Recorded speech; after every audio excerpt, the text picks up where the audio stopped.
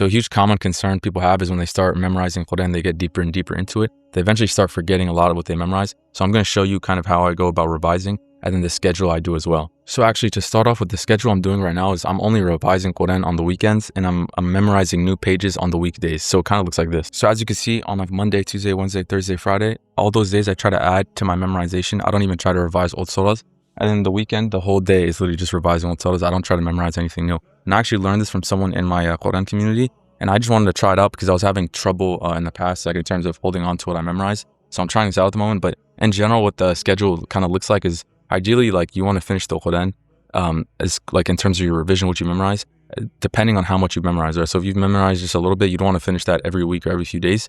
But if you memorize a long portion, obviously, ideally it would be like every week, but it might be too hard or too difficult to do that. So then you want to try to finish everything you memorized in the past every 2 weeks or every 3 weeks, depending on where you are in your Quran journey. And I'm not gonna lie, personally, I've just been like super busy with stuff. I haven't like really been able to pick up my revision very well. That's why I kind of changed to this schedule, is because I think on weekends, if I just dedicate like a full 2 hours on both weekends to revising, I think I can kind of go through what I've memorized in the past pretty quickly. So you can go ahead and try that out if you think it might be a benefit. But then as for like how I actually revise, it's pretty basic. So let's just say I'm trying to revise Surat al-Mulk.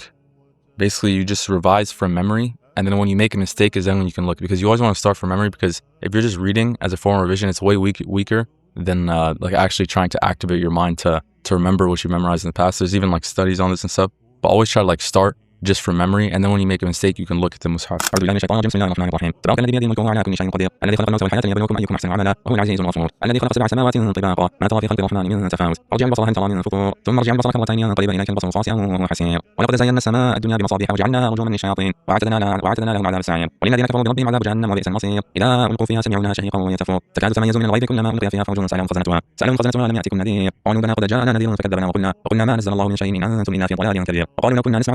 في أصحاب السعير فاعترفوا بذنبهم فسحقا لأصحاب السعير إن الذين يخشون ربهم بالغيب لهم مغفرة وأجر كبير. So for example, if I forgot what comes next, at that point I would look, and then obviously from there do the same thing. Once you kind of know what's coming, then you go back to trying to memorize from memory. And this is obviously a popular surah, so it's obviously like more in my memory, but there's some surahs where I feel like I forgot a lot of it, right? And in that situation, I would just advise like you read through the entire surah actually visually before you try recalling from memory, because it kind of brings back what you memorized, and it brings it back like out of the dead type thing, because at one point, you know, it's still in your mind somewhere. It just needs to be quickly activated. And then when you actually revise it, it might come back to you.